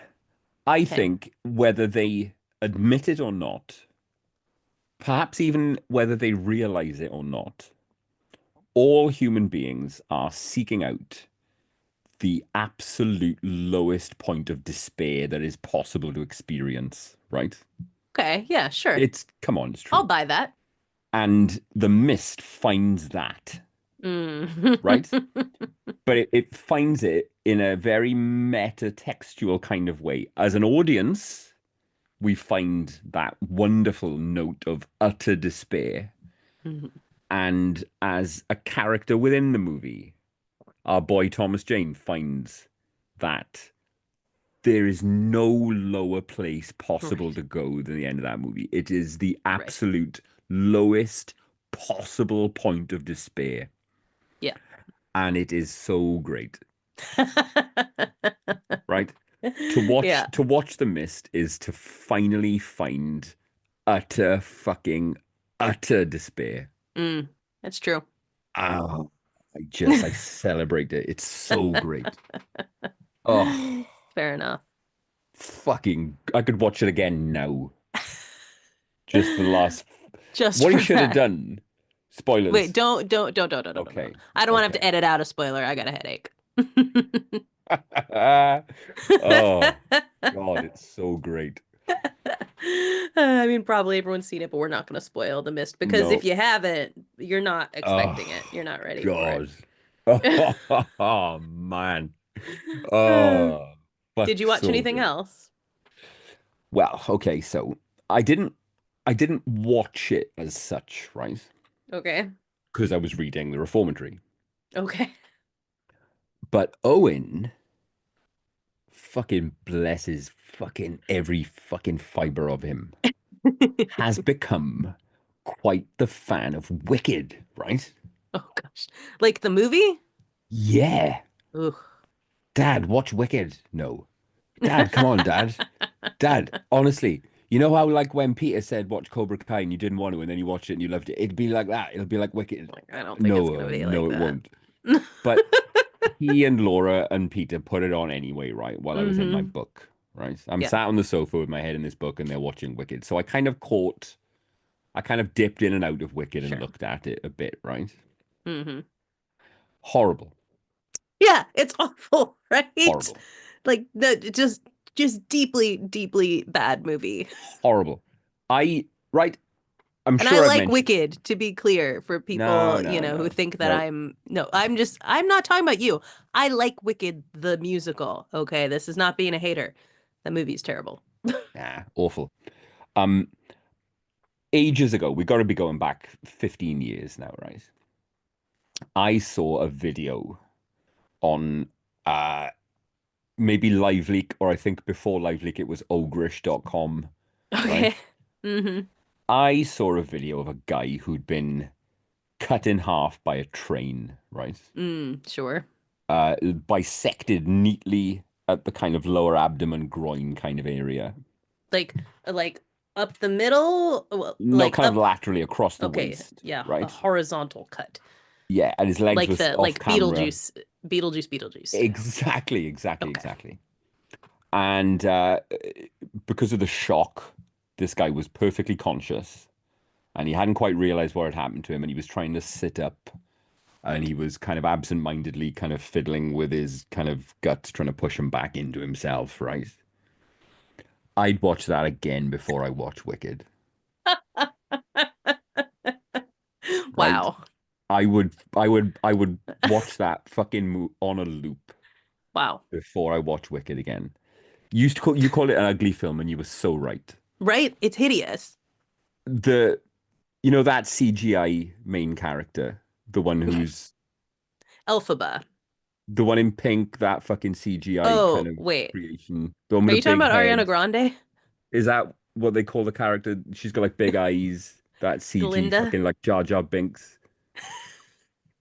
She's like a person though. She's not green. Yeah, she's the one who's always in the pink dress. She's got like Yeah, spindly that's arms, Galinda. huge That's eyes. Ariana Grande. Big star. C Dobby, CG. Yeah. I think she just looks like that though. Like if you look at Oh, interview, like she just looks like that. Both the leads of that movie have not eaten in like 3 years, and their yeah. heads are enormous and their Terrible. bodies are tiny. Terrible. And it's yeah, not great to look at on that level Terrible. either. It's just oh man, yeah. That's Awful. someone commented. Someone found so I when I saw it, I wrote about it being ugly, and then I screenshotted it and put it on my Blue Sky, and I was Yeah. like, God, I hated that. Um, and it's like most of the people that I know on Blue Sky and what are like movie people, whatever. So whether they agree or not, it's like they're not gonna get Yeah. like hurt over me not Yeah, yeah, liking yeah, yeah, yeah. Wicked, right? Yeah. Um, and someone like a month later, like found this random post from a stranger. I did not know this person and was like, actually all the effects were practical, but you know what? The world needs stupid people, so keep on being dumb. Like, okay, for one, What? you need to go to therapy if you're that mad Yeah. at a stranger Yeah. about not liking a movie you like. But also, saying that the ugly effects were practical and not Yeah. CGI doesn't make it better. That just made Who's it that means they guy made who an does ugly all the practical movie. who's that guy who does all the fucking he was the fish guy in Shape of Water and like who's his name? Doug something or other? Oh, Doug Doug Jones. Jones. Yeah. He was Ariana Grande, surely. That was him. Galinda, played by Doug Doug Jones Jones. with like tennis balls all over him, ping pong balls in a I'd buy it. suit. I would buy it. Yeah, yeah, yeah. But I just thought But that was funny. I looked it up afterwards, and apparently a lot of the sets were practical. I was like, so it's just hideous. That's just what it looks like. That's not good. stunning lack of ambition in that design. It was kind of like the Grinch. Hmm. Yeah, You know what I mean? The totally. Lorax meets fucking Harry Potter. It was fucking hey, it was shit. Yeah. Interestingly, right? Owen has never seen The Wizard of Oz, right? Oh wow, He's fucking 10. When is he gonna that watch The is Wizard so of Oz? fun. When do you watch The Wizard of Oz? Like when you're like 7, right? Well, all the way through Wicked, right? He'd been kind of pulling my toe to get me to look up from my book. Dad, there's a big twist coming. A really big twist. You'll never see the twist coming, Oh. Dad. The twist was the fucking wizard isn't real. It's just Jeff Goldblum. And we're like, oh fuck. I know, mate. Oh boy. Does he know there was a movie? That He does. is He does so now. Yeah. funny. Like it I had never considered the Yep. idea of seeing Wicked Yeah. without any sense of the source material. That's So his it's his just its first own exposure to the Oz verse. Yeah. it's just its own thing. Yeah. I That's recommended wild. I'm gonna sit him down in front of Oz the Great and Terrible. Or is it Oz the Great and Powerful, the Sam Powerful, Raimi I one? think. I really like that film. Mm. And not because I'm a fucking Sam Raimi stan. I actually think it's slept on. I believe that to be a really good movie. I wish that I had slept on that movie. It's a waste of Very my nice. time. Very nice. Anything else? No, that's it for me. I Facebooky? managed. Am I not allowed to talk? It's No, my go on. headache. I can talk. Um, I actually managed to get some movies in. Last week I was saying how it always takes me a little bit at the beginning of January to like start watching movies. I'm like Mm, getting back into my routine and all that. Like, okay, I gotta sit down and sure, work and yada sure. yada. So this week I was like back in the game again, especially because it's too goddamn cold to do Mm. anything. Normally I'm out and about, like I'm walking to the movie theater, I'm going and doing things, and I'm not You're in this house. getting your fitness on, aren't you? I'm I'm getting my noticing. fitness on. Very Yeah, nice. because hey, fit by 40, right? Like Yes. that's one of the goals. So I've been getting my VR headset on, which probably Nice, doesn't nice, help with the nice. headaches, but got No, that isn't going to help got at my all. VR on For your and head, been literally putting your head in the fucking yeah. Zuckerverse. Honestly, I think a lot of it too was Astrobot, and then I realized there is a setting on Astrobot to reduce motion sickness. So I turned that Hmm. on, and hopefully that'll help because I noticed playing it yesterday that I was like, I kind of feel like I'm gonna throw up. Astrobot is the first game I've ever turned down the volume of the speaker on the controller. Oh yeah, same. It's so Very loud. loud. It's I have it turned down like probably to a third, and it's still pretty aggressive Very on loud. it. Because It's there have been extremely times loud when game. I've got up like a little bit early to get in a bit of Astrobot, Yeah. and I've got the TV down on one, and the fucking controller is just just beeping at me. So I've turned that down. Yeah. Yeah, it's Keo asked me to turn it down because he was like I was playing and I had put on headphones Hmm. because he was going to sleep. And then I was like sitting there playing it and he was like, I can still hear it. It's like I think it's just rumbling at this point. It's just such an aggressive game that even the rumble makes noise even when you have your headphones on. Yeah. Um but yeah, so I have been working on my fitness, which is great. Enjoying that a lot. Got some nice Very good to see. soreness in my muscles, and it's a good time. But this week, yeah, I watched some flicks. So when was the last time we recorded this? Last week, this last Sunday. This I was just trying to figure out. I'm like, had I watched this yet? I think after I'm thinking the sixth. Yeah, so I watched Y2K. Um, Oh God, yeah, which is I'm very sad about how bad Y2K was. I was hoping that like stinking. yeah, I was hoping that like I would disagree with all my friends who didn't like it because I love Kyle Mooney. I am a Oh, yeah, giant he's Kyle Mooney great. It's not stan. his fault. It's just he's in a Well, I shit mean, he is film. the writer and director. Oh, shit. Sorry, not the fucking Curse of the Wilder People guy. What's that film Oh called? no, yeah, I don't know what his name is. I always call him Ricky Baker. Yeah, what's that film called? Hunt for the Wilder People. There we go. Yeah. Yes, no, I love him. And yeah, but the writer director who plays like kind of stoner guy in it, Kyle Mooney, Oh, love fuck. him. And I was so disappointed at how terrible this movie is, which I checked. So, this ostensibly is about like the Y2K bug hitting and taking physical form and murdering a whole bunch of people. It Yeah. is 35 minutes into this 90-minute movie where that finally starts to happen. And that 35 minutes leading up is just basically remember this thing from 1999? Remember this thing from 100%. 1999? And that is oh, Tiring. exhausting, right? Like listen, millennials are very prone to nostalgia. We love to look back and listen to our old things and stuff like that. And this is the worst incarnation of that when that just becomes like it's so referential Mm. that you're like, okay, tell a story. And yet, Yes, despite all of those references, this also doesn't feel like it takes place in 1999 at all. not at Those all. The kids are the very much from now. exactly. And I got the same feeling in that first 35 minutes of watching Y2K as I got from watching like Jay and Silent Bob reboot. Just fuck off. The Yeah, world has moved right on from right. this. It's Yeah. terrible. Yeah. And I love the concept because I think, Y2K like would be a fun thing to riff on. Remember like 25 years ago when we were convinced the world was going to end at midnight Yeah. on New Yeah. Year's because like our computers were going to go backwards? Like that's a funny thing to look at. And it was like, there were real concerns about what was going to happen. Like you could channel that into something, but whatever was happening here was just, oh, it's not Mm. funny. It's not like particularly heartfelt. Doesn't, yeah, it just doesn't work, and Like I was sad. I was very kind to it, giving it 1.5 stars, and that was only for like one or two quite good kills. Right, yeah. That's really the thing it has going for it, is that it does have some really good practical effects in it. They lovingly crafted the kills. They just can't fix the movie. Yes. Oh, okay. Uh I'm glad. Listen, good that I'm glad. Perverse though it sounds, I'm glad you didn't like it. I'm glad we don't have a Nosferatu on our hands here. no, we definitely do Reverse not. Nosferatu. No, absolutely not. Obviously, for the fan cave, rewatch 10 Cloverfield Lane, which is always a good time, and really enjoyed discussing that with Kristen. So if you haven't signed up for the Ko-Fi, go listen to it because it was a blast. What's the read on John Goodman these days? Did he get His house burned down.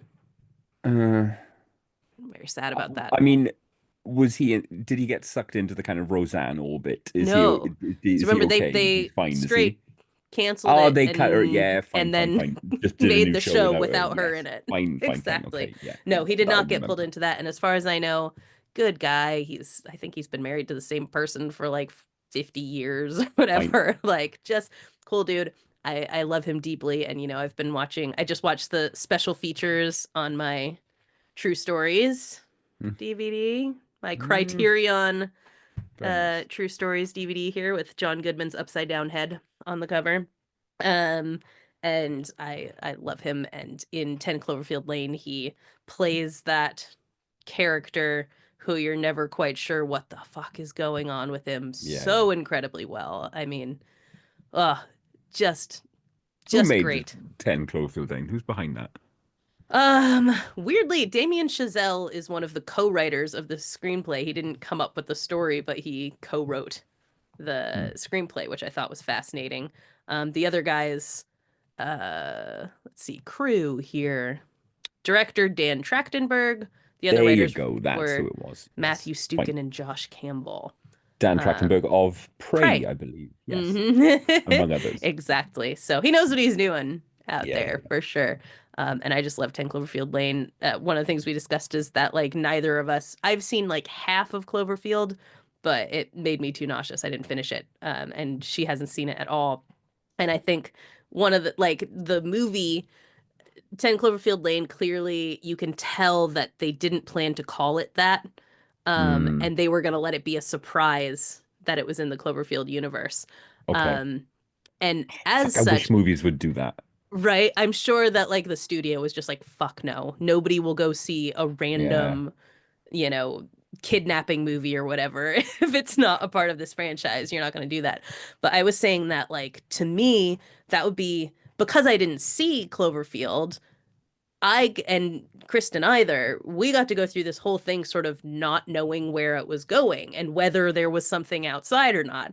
And it's so cool to go through this movie like that, which is Yeah, yeah, clearly yeah. what they intended, because there's a part, near the end of it where like the mailbox is tipped over and you see the address 10 Cloverfield Lane. It's clearly supposed to be a reveal, right? Yes. Like, oh shit, this is part of the Cloverfield universe. And I was thinking it's like in Split when you don't know that this is part of Brilliant. the Unbreakable universe, right? And Yep. then you get to the end of it and you're like, Yep. what? It's one of my strongest ever, I feel, pitches for an Elm Street prequel was a surprise Elm Street prequel that you don't know Oh, is an Elm Street prequel totally. until the end. Yeah, yeah. Um, which I'm happy to go into in depth if you'd like at some Do it. future date. Yeah. Not Okay. now. Oh, okay. Not now. Yes, but I would love to hear how you pull that off for sure. Oh Uh, yeah. It would be amazing. yeah. But I wish that 10 All Cloverfield right, Lane had so been anyway, able to do imagine the this. black phone, right? It's kind of No, no, no, no, it's no. Now we've all said you're right. gonna tell it later date. It's kind of like the black phone. Uh, Um, and then at the end you realize that the killer's Freddy Krueger. There you go. I've done it. Ta-da! There it is. Yeah, I wish they'd been allowed to do what was clearly their vision for this, because as people who hadn't seen Cloverfield, that made like the tension is through the roof of this, not knowing, what's really going on Yeah, yeah. in this. Whereas if you are familiar with Cloverfield, like, yeah, there is something actively Great outside. fucking film. um, I will never watch it, but I'm sure it's wonderful. Can you not like? just take a bunch of Advil first, like a Right. Let's load, try to like power through it. so much. It's worth Yeah, it. I don't know if it may take a Dramamine beforehand, see if it works out. Yeah, I don't know. I don't know about that. DMT and watch Take Cloverfield some DMT. and Seeing commune. monsters all over the place. Um, I watched a little bit of old school boat core, the Hmm. 1941 movie The Sea Wolf, last night, which Can't is be as good as it basically sounds.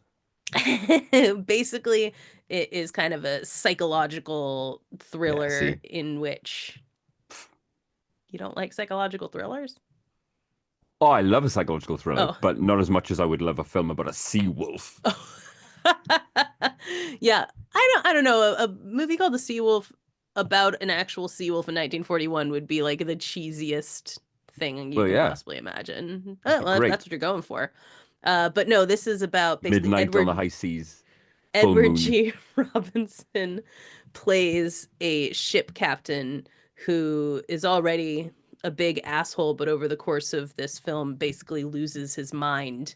Um, and things become more and more dire on this ship as he goes off the deep end. But uh, Nice, nice, and I nice. mean, this it's a movie that's really held up on the power of how good Edward G. Robinson is in this role. Like, oh Yep. man, he's so mesmerizing that the whole time you're really riveted. And it has some surprising moments for a Hays Code era movie, including like a guy killing himself by jumping off of the mast of the ship, and like a man being attacked by a shark while like being, held in the water um by his crewmates and stuff like that. Like things where I was like deeply like, oh, you don't really see violent shit like this in movies from this era. So yeah, the Seawolf was a good little ride. Um It's it's like the Black Phone meets in a violent nature, right? oh God. All right. Well, you've Yeah, lost me yeah, now yeah, and I yeah. don't want to No, hear no, no, no, about no, it no, anymore. no, no, no, no, no. Less walking, right? Mm, But it's from the janitor's point of view as he mm, plans, like meticulously plans one night of making kids disappear, right? mm. And we tail him while he's tailing kids, watching them with their families, working out what their fears are, working out what they're afraid of. And then choreographed over the course of one night, he plays on all of these fears that these kids have. And we follow him like going to a hardware store and making his shit. You know what I mean? Making his fucking kidnap kit and he's building something in his fucking basement and we don't know what it is. What's he building out there? Exactly. And then at the end, he gets captured and the fucking cops pull his jacket open and he's got a fucking striped sweater on and we see that he's wearing this glove. Fuck me, it's Freddy. Ba-bom. Tell me that Very doesn't nice. sound amazing. It does. I think it's a pretty good idea. I also watched To Die For, the 1995 Nicole Gus Van Kidman. Sant film with Nicole It's a Kidman, very Joaquin good movie. Phoenix, Matt Dillon. Mm. It's an interesting one. I don't know what to so I remember this movie as one Good that like movie. I Uh, stumbled. if you like MILFs, Oh, sure. Yeah. I mean, you she's know. like 27 as well at the time, so, Mm. a MILF when you saw it when you were, you know, Yes. uh, however old you were in 1995. Yeah. But yeah, so it's interesting because I remember stumbling across this on TV on like HBO when I was probably, I don't know, 14 years old or whatever, and finding something about it like mesmerizing, but absolutely not really like getting this movie. It was just kind of something about it that I was like, huh, this interests me. Um, and watching it now, it was kind of interesting because I love mockumentaries, like Yeah. Christopher Guest movies, all that kind of stuff. Best in Show, Waiting for Guffman, Yes, yes, Spinal yes. Tap, all those things. And as a mockumentary, it's like it's too artificial, right? Like, but that's like it's not supposed to be like a mockumentary in that it's not supposed to be realistic. These people are supposed Sure. to be over the top and caricatures and stuff like that. But it's hard for me to shut off the fact that I'm like, they don't really talk like real people. They're very much Yeah. actors you Yeah. know, throughout Stylized. this whole thing. And so, yeah, that's more of like a me hang up. It's not really the movie. It's just being used to a certain kind of mockumentary that this is not doing. Um, and but like it's still very interesting, and Joaquin Phoenix is such a weird character in this as the kid Nicole Kidman talks into murdering her husband. Um, yeah, it's just a fascinating sort of look at like fame and Hollywood and what people will do in order to accomplish things, Yes. especially stardom, and the Is it, artifice of all does it of have that. any basis in fact? Is it based on any kind of real case? I I'm seem to not recall it sure because might be, or like a you know bunch of a few cases. yeah, I think it's probably more that because obviously there was like the thing with what was the woman who ended up like I think she's still married to the kid that she was a teacher who she slept with her student, had a child with Mm, him. She mm. went to jail for like 15 years or whatever, got out. He waited for her. They've got more kids and stuff Mm. like that now. It's nice. But Sweet. I think it's based on several things. I don't think there's just like one case that this is based on. But an interesting movie to die for. And it has, of course, that weird scene at the end that The Simpsons parodied with the ice skating to Season of the Witch. That is iconic. And I always think Yes. of whenever I hear that song. I also Nothing? oh Just I enjoying watched the discourse? I watched The Boys from Brazil. Have you seen this? Oh, no. 1978. It was funny because I was watching it like, and then Keo came in like two-thirds of the way through and was like, "Is this the boys from Brazil?" It's like, how do you pick this shit out? Like, this is incredible. But it's a movie from 1978 with a cast, an unbelievable cast. This movie has Laurence Olivier, it has Gregory Peck, James Mason, Uta Hagen, like the famous like she's famous for like her school of thought and acting is one that people, follow. It's got Anne Miro, Bruno Gans, like just an insane cast in this. And it's about like a Nazi hunter. Mm. Laurence Olivier plays a Nazi hunter, Gregory Peck plays Josef Mengele. Mm. And so this sounds like it should be an absolute slam dunk. And I watched it because I don't know if you saw this. Did you see the video of Steve Gutenberg during the LA fires? I certainly did, yes. Yes. So for those of you who didn't see this, a local news station was, doing man on the street interviews, goes and he's interviewing this guy who is like, "Hey, people, if you abandon your cars, leave your keys in them because, we're out here moving those so emergency vehicles can get through." And then the news anchor is like, "What's your name?" And he's like, "My name's Steve Gutenberg." And he goes on, and then this news anchor, clearly someone said in his ear, like, "That's an actor. He's kind of famous." And the news anchor should have just played it off, but instead he's like, "Oh, you're an actor. Yeah, I recognize you now." And it's so awkward and embarrassing. You're like, should have left it. Just let it go. Steve Gutenberg was not Mm. concerned with whether or not you recognized him. Anyways, in the comments on that video that someone had posted on Instagram, someone mentioned him in this movie, The Boys from Brazil, which I think might have been his first movie. He's like 19 or 20 in the Nice. beginning of this. And I was like, I'll watch that. I love me some Gutenberg. And it's awful. It's a Oh. truly staggeringly bad movie in which Gregory Peck and Laurence Olivier both are putting in probably the worst performances of their entire careers, like baffling German accents in this. And it centers around what would be a great batshit idea for a movie, right? Like if you really committed, and it's based on a book, but if you committed to this and made it as batshit as it sounds, it could be great.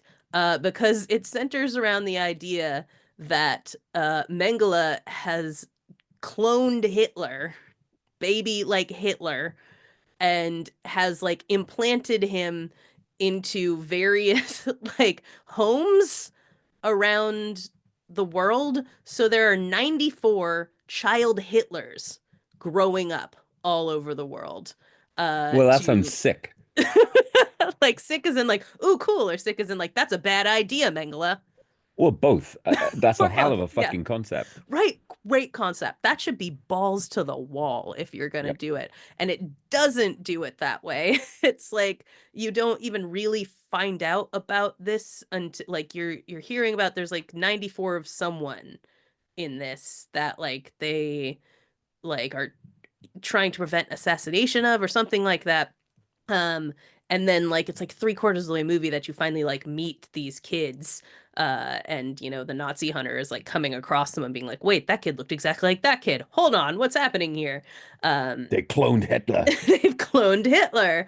And it should, yeah, it just should be such a batshit crazy fun movie, and it does not do that at all. And it is truly just on every level. Oh, and the sound design is unhinged because the background noise is so loud in Mm. every scene that at some points like you just cannot hear the dialogue. It's just like cars going by and things passing overhead and dogs barking and shit like that. It's truly, oh, The Boys from Brazil is a bad movie. But you know, maybe watch it, I don't know, put it on in the background if you're not doing anything else, just to see a baffling movie It that feels like botches it an would idea.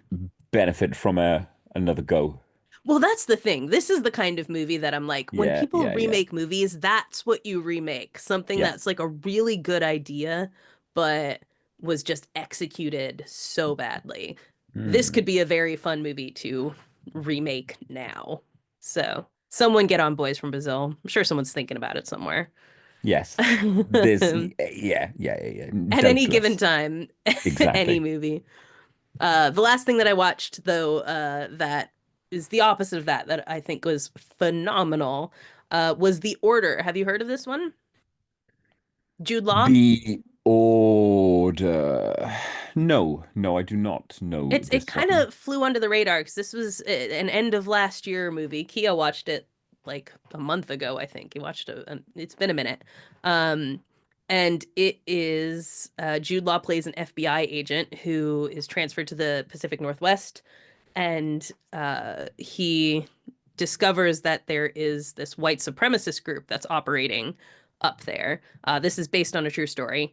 And this white supremacist group is conducting bank robberies, violent bank robberies, while also doing all kinds of other violence, whether outside of their group or to, you know, people within their group. It's just a hugely violent white supremacist organization that he comes in and is like, we have got to get rid of this.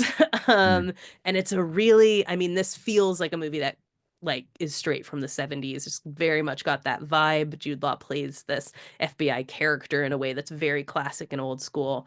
Um, and you know, it's well lit. You can see everything, you can hear everything. It's Good. beautiful. You know, Pacific Northwest are really taking advantage with lots of shots of just trees and forest and the beauty of the area juxtaposed against these horrific people who are up there. And one of the things that I thought while watching this was that it validates even more how much I hate civil war and how Mm. Alex Garland approached American politics as if it's somehow inscrutable and hard to understand. Like, what's going on over there? Why is everybody killing each other? They're all the same. And this is like, no, it's fucking violent white supremacy. That's the problem that we got going on here. Jude Law and who else? Who else is Nicholas in? Holt, isn't it? Journey Smollett, isn't Ah, it? yes, yes, Yeah. yes, yes. Nosferatu's Uh, Nicholas Holt. Nosferatu's Nicholas Holt. Um, which I mean, you know, I told you I felt that he was really miscast in Nosferatu, and I was talking with someone else who said that he was miscast in this. I was like, I agree. It's one of the weaker points of this. He And was Renfield as well, wasn't he? he was Renfield, which I liked him in. I liked him in Renfield Renfield. was a great laugh, yeah. Yeah, I feel like that's more his bag. I like him as kind of Yeah, a yeah, yeah, yeah. doofy comedic actor. Maybe. And I don't know that like he pulls off these more serious roles super well. Mm. But yeah, I was talking to my friend Zed about that, like, and he said the same thing. He was like, "Yeah, I felt the same in Nosferatu. Like, it just feels like he doesn't quite fit." But regardless, you know, he may be the weakest point, but it's still a really good movie. I recommend the Order wholeheartedly. That is a film, and one of those ones that had me, you know, I probably at some point talk about them in a cold open or whatever. But like this group is truly horrific, and like many of the white supremacist groups in America, inspired by the dumbass book The Turner Diaries, which inspired Timothy McVeigh to blow up Mm. the Kansas City, Oklahoma City, I mean, the building there. Just a weirdly influential book for dumbass white people who want to be in power. And this group was just virulently anti everyone, especially blacks and Jews. They murdered a prominent Jewish radio personality, like, you know, which I delved into afterwards as well. Excellent movie. Watch The Order. Nice. Thank you. Last year, you say yes. Yeah, 2024. Yeah, just end of this There is past year. there is a chance that I will watch that. Yes, not Yeah, so I much. think you're gonna like it. Yeah, yeah, yeah. I think it's up I your will alley. probably steer clear of the fucking Wolfman of the Sea. Is that what it's called? Yes, yeah, that's the one. Yeah, I So don't think that that one's gonna be your speed. yes, That but the one's more order made for me. you've described a movie that I'm interested in. Yes. If I were going with what of these things would I recommend to you, Yes, definitely The Order. I think you're gonna really like it. cool. Hopefully we'll squeeze in a movie or two this week. I know that we've Yes, not had indeed. much opportunity recently, but I I think know. the stars might align this Friends. week for us to get some in. Let me tell you, this is I pointed this out to you, but I did the thing where I texted it to you while you're sleeping and you never respond to anything that I text you. When you wake up in the morning, you look at it and it is gone. Yep. But I had said that, you know, we have on average we watch at least generally, aside from off weeks like this, we watch at least one movie Easily. together Yeah. pretty much every week, sometimes more. And Yep. we have been Usually doing more. this, usually more, yes. And we have been doing this every week for 4 years plus, It's which mad. means that, yeah, we've literally watched hundreds of movies together, which I think is wild. I agree. It's I like, agree. I I'd love never that. really thought, I kept being like, am I doing the math wrong? Like, no, there's 52 weeks in a year. We're watching The- 2 movies-ish a week. Like, it's literally hundreds of movies. And then you add in, the hours, a couple hours a week on a Sunday night where we actually cast together all the conversations that we have that go into the cast. The journey is long, man. The journey It is is. it's a Yes. significant chunk Of of our both of our fucking time lives. on Earth that we've Right. spent And on I and feel great around this. about that. Let Oh, me I tell love it. you. I say that, with much fondness. And I'm not averse to a little tattoo, a little Joag tattoo at some point. The That's right. hand, the Joag hand, the Helm's Yeah, I think hand. we've reached the point, you know, hundreds and hundreds, thousands of hours Yeah. over all these years. I think Yes. it's safe to say Yes. it's time for the ink. It might be. Maybe it might well be. Um and what a delight it is to have you along with us. Here, Eh? here. Here, here, friends. We're so glad you're here, What a spending these delight. thousands of What a hours treat. with us. Yep, totally agree. Whatever your week holds in store for you, I hope it's a good one. Hold your loved ones close. Mm, If you have a fucking crazy idea that you've had in your head that you can't quite seem to get rid of, or that you're worried that people might not like it, or that you're worried that you're not good enough or talented enough, give it a fucking go. Do something. yeah, do it. Do some shit, man. You never know, because that might be the thing. That Mm, might be the thing yeah, that people buddy. will remember when they think of you when you're dead and gone, You know, or which just you even will like be. now while you're alive. Yeah, yeah, yeah, yeah, that too. And stay spooky. Yay.